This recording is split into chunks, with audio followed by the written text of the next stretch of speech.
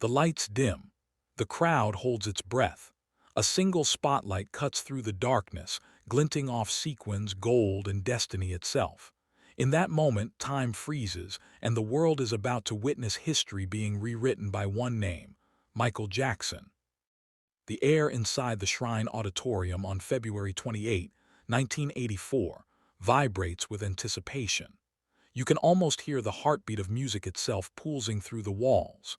This is not just another award night. This is the night the Grammys will bow. This is the night Michael Jackson will dominate, conquer, and redefine what it means to be a global artist, with Quincy Jones standing quietly at his side, the architect behind the sound that changed the world. Before we continue, don't forget to subscribe and turn on the notification bell, so you never miss another untold story. This is not simply the story of trophies. This is the story of belief, risk, resilience, and a creative partnership that defied every rule of the industry. This is the night Michael Jackson didn't just win awards, he claimed immortality. The Shrine Auditorium glows under a canopy of lights, its historic walls echoing with decades of applause, legends, and dreams. But tonight, there's something different in the air. Journalists clutch notepads, camera flashes pop like distant lightning, and whispers ripple through the crowd. Everyone senses it. Something monumental is about to happen. Backstage, Michael Jackson stands still, almost eerily calm. He's wearing a navy blue sequin jacket trimmed with gold, a white shirt crisp against his skin, and a single glittering glove that catches the light like a star trapped in crystal. His dark curls frame his face, and behind those famous sunglasses, his eyes carry both nerves and fire. Not fear, anticipation. Because Michael Jackson doesn't walk into rooms hopping to win. He walks in knowing what he's given to the world. Beside him stands Quincy Jones, dignified, composed, a quiet storm of musical genius. Where Michael is electricity, Quincy is gravity, grounding, guiding, shaping. Their partnership had already produced Off the Wall, but Thriller was something else entirely. It wasn't just an album. It was a movement, a seismic shift in culture, a global phenomenon that had already shattered records, broken racial barriers, and changed how the world consumed music. Yet tonight wasn't guaranteed. The Grammys had a history of underestimating innovation. They honored tradition, not revolution. They rewarded safe artistry, not boundary-breaking vision. And Michael Jackson was nothing if not a revolution. Flashback to the studio. Months earlier, in the quiet glow of late-night recording sessions, Michael Jackson and Quincy Jones had argued, debated, laughed, failed, and triumphed together. Quincy had pushed Michael harder than anyone ever had. He challenged melodies, stripped arrangements, rejected entire songs, and demanded perfection, not because he doubted Michael, but because he believed in him more than anyone else ever had. Michael Jackson, already a superstar, didn't resist. He leaned in, he listened, he learned, he cried, he rewrote, he rehearsed. He chased something he couldn't quite name, a sound that felt bigger than himself, a vision that felt eternal. Thriller was born from obsession.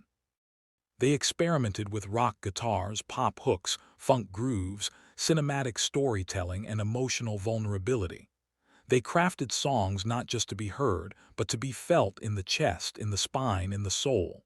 Every beat was intentional. Every note was deliberate. Every silence had meaning. Michael Jackson wasn't just singing. He was confessing, dreaming, pleading, celebrating, and healing all at once. And when Thriller was released, the world didn't just listen. The world surrendered. By the time Grammy night arrived, Thriller had already broken sales records, dominated charts, and lived in every corner of the globe. From crowded city streets to quiet rural homes, Michael Jackson's voice echoed everywhere. Children danced, adults cried, cultures connected, borders blurred. Music once again became universal. But the Grammys, they hadn't always embraced artists like Michael Jackson. There was a long, painful history of racial bias, genre limitations, and institutional resistance to change. Black artists were often confined to urban categories, excluded from the highest honors, and rarely celebrated as innovators rather than performers. Michael knew this, Quincy knew this, the entire industry knew this, which made the stakes that night not just professional but personal, cultural, historical. The ceremony begins. The host steps on stage, the orchestra plays, the audience applauds, categories unfold, awards are handed out, polite smiles and expected wins pass through the room. Then the first announcement that night changes everything. Best Male Rock Vocal Performance, Michael Jackson. A ripple of surprise sweeps through the crowd. Rock, Michael Jackson. Yes, rock, because Beat It wasn't just a pop song, it was a declaration, a collision of genres, a bridge between worlds, a statement that black artists didn't belong in boxes, they belonged everywhere. Michael rises from his seat. The camera follows him. The audience stands. The applause grows louder, deeper, more emotional. He walks to the stage with grace, humility, and unmistakable presence. He accepts the award quietly, thanking Quincy, his family, and the fans. But something in his voice carries more than gratitude. It carries recognition, not just of achievement, but of change. And that's only the beginning. Another category. Record of the Year, Beat It, Michael Jackson. Gasps, applause, shock, joy. Then another. Album of the Year, Thriller, Michael Jackson. Now the room erupts. People are standing. Some are crying. Some are shaking their heads in disbelief. Some are smiling like they're witnessing history because they are. Michael Jackson returns to the stage again and again, each time more stunned than the last, each time more emotional, each time more overwhelmed. Quincy Jones sits in the audience, his eyes reflecting pride, validation, and something deeper, redemption for every time his artistry had been underestimated, overlooked, or dismissed. This was not just Michael's night. This was Quincy's too. This was the triumph of mentorship, collaboration, and faith in brilliance. As the awards keep coming, the room shifts. The atmosphere transforms. This is no longer a ceremony. This is a coronation. Best Male Pop Vocal Performance. Best Male R&B Vocal Performance. Best Engineered Recording, Non-Classical. Producer of the Year, Non-Classical, Quincy Jones. Every category Michael Jackson touches turns to gold. And with each announcement, the audience becomes less surprised and more reverent. They are no longer watching a competition. They are witnessing dominance. By the time Michael accepts his 8th award, the record is sealed. No artist in Grammy history has ever won this many awards in a single night. 8. Not 7, not 6, 8. A number that will stand for decades as a symbol not just of success, but of transcendence. But the story doesn't end with numbers. Because behind every trophy is a human being, and behind this human being is a lifetime of struggle, sacrifice, and survival. Michael Jackson's journey to that stage began long before the spotlight. It began in Gary, Indiana, in a small house filled with music, discipline, pressure, and dreams that felt larger than the walls could contain. As a child, Michael had learned to perform before he learned to rest, to smile before he learned to speak, to deliver perfection before he learned what imperfection even meant. The world saw a prodigy. What they didn't always see was the cost. By the time he reached adulthood, Michael Jackson had already lived multiple lives: child star, teen idol, pop icon. And yet he was still searching for something deeper: artistic freedom, creative control, emotional truth. Thriller was his declaration of independence. It was Michael Jackson saying, "This is who I am. This is what I sound like. This is what I feel. This is what I believe music can be." And the Grammys on that night didn't just recognize his success, they recognized his humanity. As Michael walks off stage after his final acceptance speech, his hands are trembling not from exhaustion, but from emotion. The glove on his hand sparkles under the lights, but it's his eyes that tell the real story. They glisten with tears he refuses to let fall, not because he's cold, but because he's overwhelmed. Backstage, he finally exhales. Quincy Jones embraces him, not a formal handshake, not a polite congratulation, a full embrace, the kind shared between two people who have walked through fire together. Quincy leans in and says something quietly, words no microphone captures, no camera records, but history feels. Michael nods. In that moment, it's not about charts, sales, or trophies. It's about trust, about vision, about two artists who believed in something before the world did. But the cultural impact of that night extends far beyond the Shrine Auditorium. Michael Jackson's victory shattered ceilings that had stood for decades. It forced institutions to confront their biases. It expanded the definition of genre. It proved that innovation could be mainstream, that excellence could be universal, and that black artistry could not and would not be confined. After that night, the industry changed. Artists who once felt invisible saw possibility. Producers who once played it safe began to take risks. Labels that once hesitated to invest in cross-genre experimentation started chasing it. Michael Jackson didn't just win awards, he reshaped the future of music. Yet even in triumph, Michael remained vulnerable. In interviews following the ceremony, he didn't speak of dominance. He spoke of gratitude. He didn't claim victory. He acknowledged teamwork. He didn't celebrate himself. He celebrated Quincy, his brothers, his family, his fans. This humility wasn't performative. It was personal. Because Michael Jackson had spent his entire life trying to prove something, not to the world, but to himself. He wanted to know that his work mattered, that his voice was heard, that his pain could become beauty, that his joy could become connection, that his art could become healing.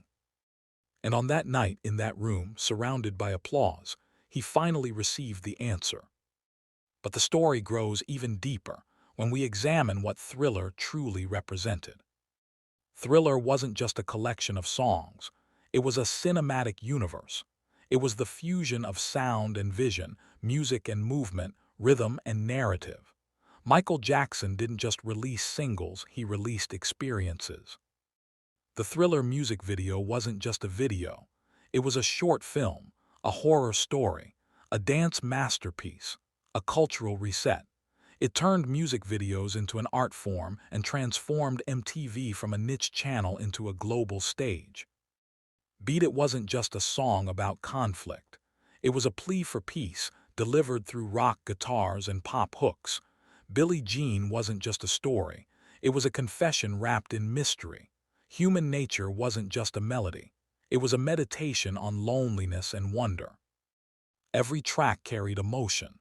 Every arrangement carried intention. Every lyric carried vulnerability. Quincy Jones didn't just produce these songs, he sculpted them.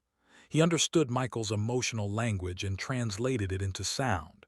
He knew when to push and when to pull, when to add and when to strip away, when to let silence speak louder than noise. Their collaboration wasn't transactional, it was transformational. And that transformation culminated on Grammy night. As the ceremony unfolded, industry veterans whispered to each other, stunned. Critics scribbled notes, realizing they were witnessing a turning point. New artists watched, wide-eyed, understanding that the bar had been raised permanently.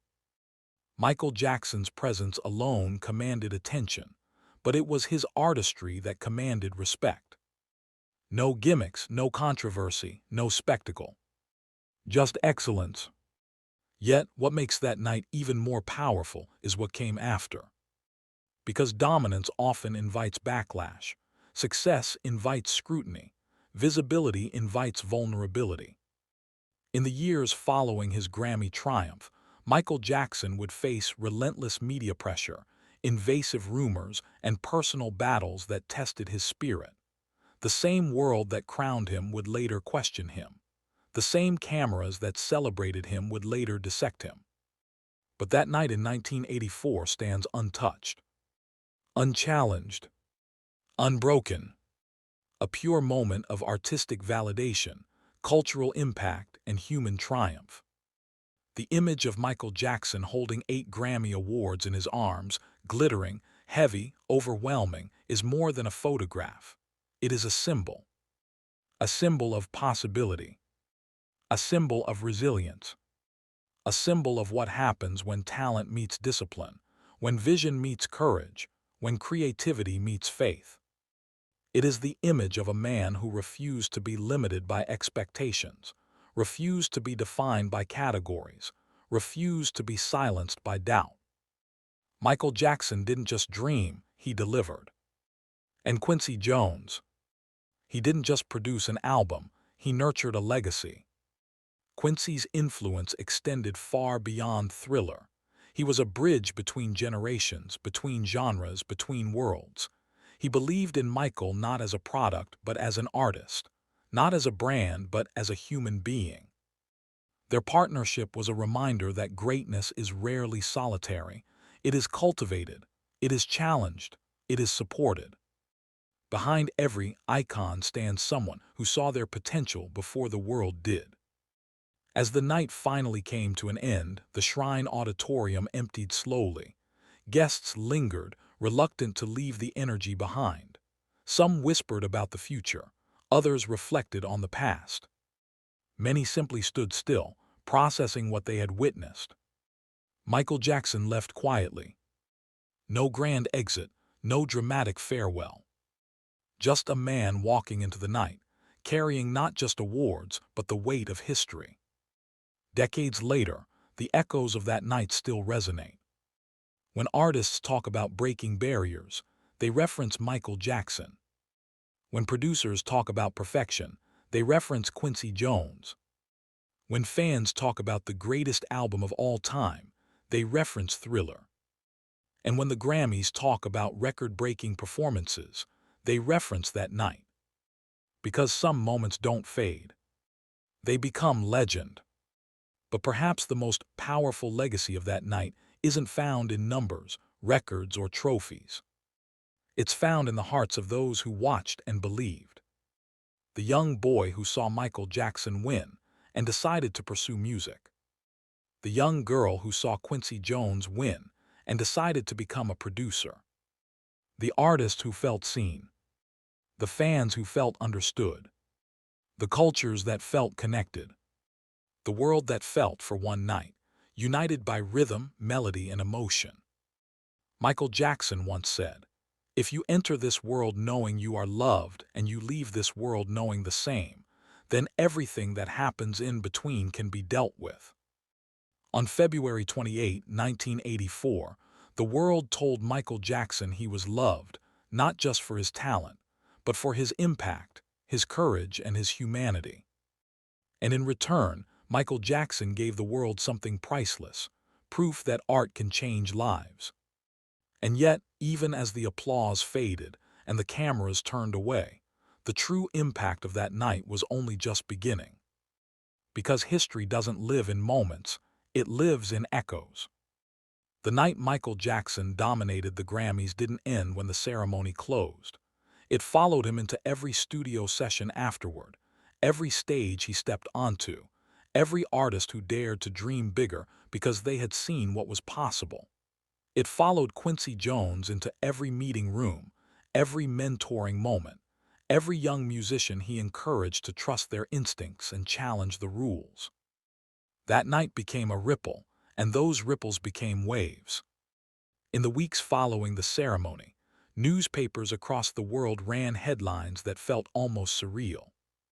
Michael Jackson makes Grammy history. Thriller reigns supreme. 8 awards, one night, one legend. But beneath the headlines, something deeper was happening, something less visible but far more powerful. The industry was being forced to confront its own limitations. Executives who had once dismissed cross-genre music as too risky were now scrambling to find the next Michael Jackson. Labels that once hesitated to invest in black artists outside traditional R&B categories were now rewriting their strategies. Radio stations that once resisted diversity were expanding playlists. And audiences, They were no longer just listening, they were expecting more. More innovation, more emotion, more honesty, more courage. Michael Jackson didn't just raise the bar. He shattered the ceiling.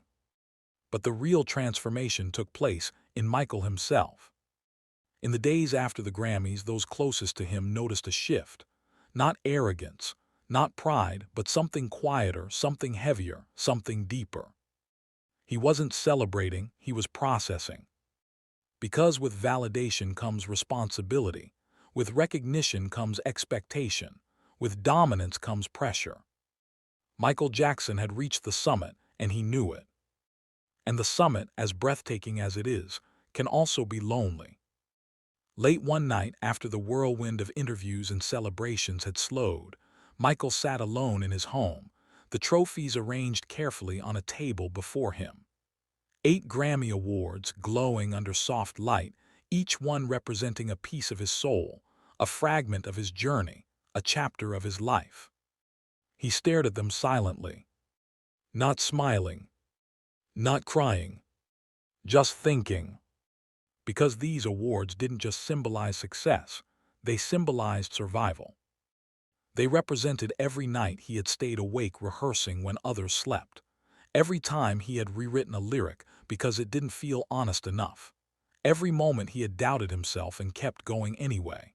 Every time he had been misunderstood, misjudged, or underestimated. And perhaps most of all, they represented the countless sacrifices he had made, the childhood he never fully lived, the privacy he never truly had, the simplicity he could never experience. The world saw a king. Michael saw a boy who had never stopped trying to be good enough. Quincy Jones, too, felt the weight of that night. For decades, he had navigated an industry that often valued profit over passion, formulas over feeling, and safety over innovation. He had fought for musicianship, for orchestration, for depth, for emotion. He had mentored generations of artists, yet often remained behind the scenes shaping sound without standing in the spotlight. But that night, as he accepted Producer of the Year and watched Michael Jackson claim history, Quincy felt something shift. Not pride, affirmation. Affirmation that artistry still mattered. Affirmation that excellence still had a place. Affirmation that mentorship could change lives. And perhaps most importantly, affirmation that music at its core was still about truth. In interviews following the Grammys, Michael Jackson spoke softly, carefully, deliberately. He thanked God. He thanked his mother. He thanked his brothers. He thanked Quincy. He thanked his fans. But when asked what the awards meant to him, he paused. "I don't think about trophies," he said. "I think about people. I think about making music that touches people's hearts." It wasn't a rehearsed line. It was a confession. Because for Michael Jackson, music was never about fame. It was about connection. And connection is exactly what Thriller had achieved. It had connected cultures, races, generations, and emotions. It had spoken to heartbreak, joy, fear, love, longing, and hope, all at once. It had become a soundtrack not just to the 1980s, but to human experience itself. From crowded dance floors to quiet bedrooms, from city streets to rural towns, from America to Africa, from Europe to Asia, Michael Jackson's voice traveled farther than any artist before him. He didn't just reach the world. He embraced it. Yet behind the global success, there were battles no one saw. As Thriller continued to dominate charts and sales, Michael found himself increasingly isolated. Fame at his level was not companionship, it was separation. Every public appearance became a performance. Every interaction became a headline. Every gesture became a story. Privacy was no longer a right, it was a luxury. Trust was no longer assumed, it was questioned. And loneliness became a constant companion. Michael often retreated into his art, not because he wanted to escape the world, but because it was the only place he felt fully understood. In the studio, he was not a symbol, not a brand, not a headline. He was simply a man with a voice, a heart, and a vision.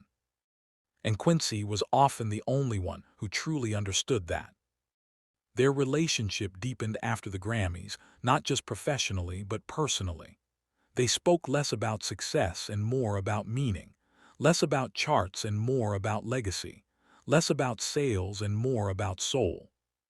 Quincy would remind Michael that greatness was not about dominating a moment, but about sustaining a purpose. Michael would remind Quincy that music was not about theory, but about feeling. Together they balanced each other, intellect and intuition, discipline and imagination, experience and innocence. And together they understood something few others did. That the Grammys, while historic, were not the destination. They were a milestone. The world, however, saw that night as a culmination. The peak. The pinnacle. But Michael Jackson saw it differently. He saw it as a beginning. Because now, the world was listening more closely than ever.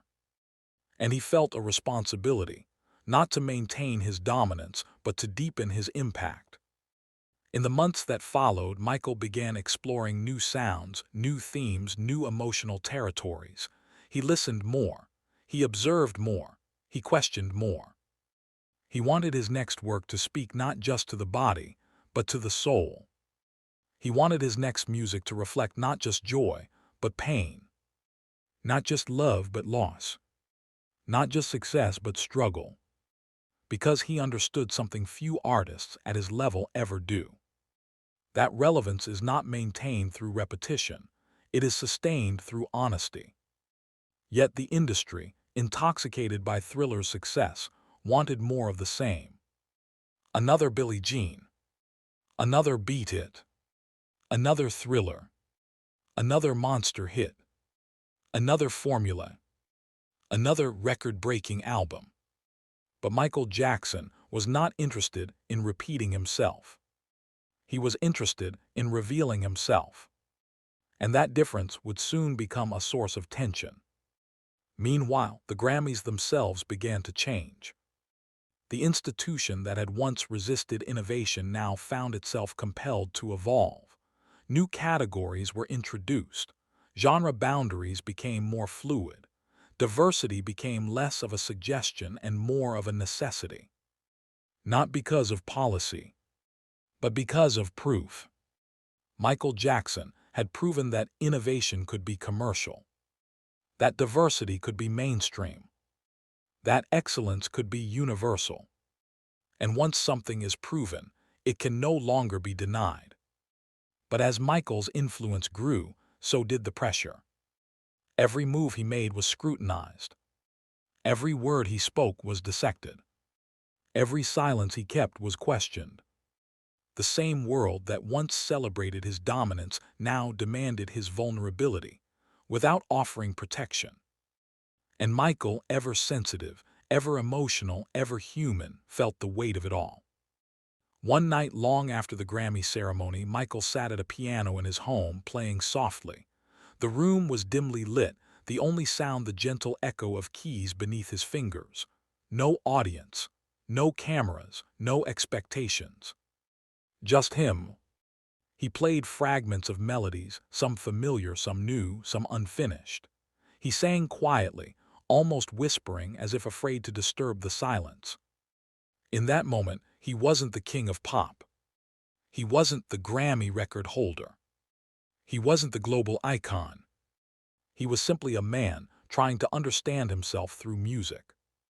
And that, more than any award, was who Michael Jackson truly was. Quincy Jones often said that Michael's greatest strength was also his greatest vulnerability, his sensitivity. Michael felt everything deeply. Joy was not mild, it was overwhelming. Sadness was not fleeting, it was consuming. Love was not casual, it was absolute. And pain was not hidden, it was internalized. This emotional depth made his music extraordinary. But it also made his life fragile. Yet despite the pressures, Michael continued to create. He continued to push boundaries. He continued to innovate. He continued to challenge expectations. And he continued to believe, not in fame, but in music's power to heal. Years later, when people looked back at the 1984 Grammys, they often focused on the numbers. 8 awards, 1 night, 1 artist, 1 producer, 1 album. But those numbers, as impressive as they are, tell only part of the story. Because that night wasn't just about domination. It was about transformation. It transformed the industry. It transformed culture. It transformed the perception of black artistry. It transformed the possibilities of pop music. And it transformed Michael Jackson himself. The Grammys that night did something rare. They aligned with history. They recognized not just popularity, but impact. Not just performance, but artistry. Not just success, but significance. And in doing so, they cemented Michael Jackson not just as a star, but as a legend. But legends are not born in moments of triumph alone.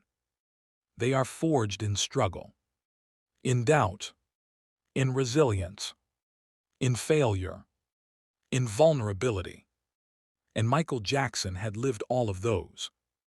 As the years passed, and the world continued to change, the night Michael Jackson dominated the Grammys became more than a memory. It became a benchmark. Every artist who won multiple awards in a single night was compared to him. Every producer who crafted a genre-defying album was measured against Quincy Jones. Every album that blended pop, rock, R&B, and soul was evaluated in the shadow of Thriller. And every time, the same conclusion emerged. There had never been, and perhaps would never be, another night like that. But the true legacy of that night is not found in records. It is found in hearts. In the hearts of musicians who dared to dream bigger. In the hearts of fans who felt seen, heard, and understood. In the hearts of communities who felt represented. In the hearts of individuals who found comfort, courage, and connection through music. Michael Jackson once said, "Music is my outlet, my gift to all of the lovers in this world." On that night at the Shrine Auditorium, the world gave him something in return. Recognition, validation, respect, and love. Yet perhaps the most powerful aspect of that night is what Michael did not say. He did not boast. He did not brag. He did not claim superiority. He did not declare victory. Instead, he bowed his head, thanked others, and returned to his seat. Because deep down, Michael Jackson did not see himself as above others. He saw himself as among them. And that humility, in the face of dominance, is what made his triumph truly extraordinary.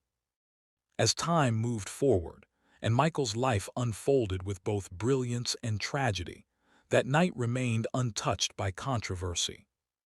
It stood alone, pure, uncomplicated, a moment when the world came together to say, without hesitation, "This matters. You matter. Your work matters. Your voice matters. Your existence matters." And perhaps that is why, decades later, people still talk about it. Not because of nostalgia. Not because of spectacle. But because of meaning. Because in a world often divided by differences, that night united people through music. Because in an industry often driven by profit, that night celebrated passion. Because in a culture often obsessed with image, that night honored substance. The image of Michael Jackson holding 8 Grammy Awards will forever be etched into the collective memory. But behind that image is a deeper truth. That greatness is not about domination. It is about dedication. That legacy is not about trophies. It is about transformation. That success is not about being above others. It is about lifting others. And that music at its best is not about sound. It is about soul. As the final echoes of that night continue to reverberate through history, one thing remains undeniable. Michael Jackson did not just dominate the Grammys. He redefined them. He reshaped them. He elevated them. And in doing so, he left behind a legacy that transcends time, genre, race, and expectation. Because when the lights dim, when the applause fades, when the awards gather dust, when the headlines are forgotten, when the world moves on, the music remains. And in that music, Michael Jackson lives on. Forever. If this continuation deepened your appreciation for Michael Jackson's legacy, please subscribe, like, and share. Your support ensures that these stories continue to be told, and that the spirit of music, hope, and human connection lives on through every generation.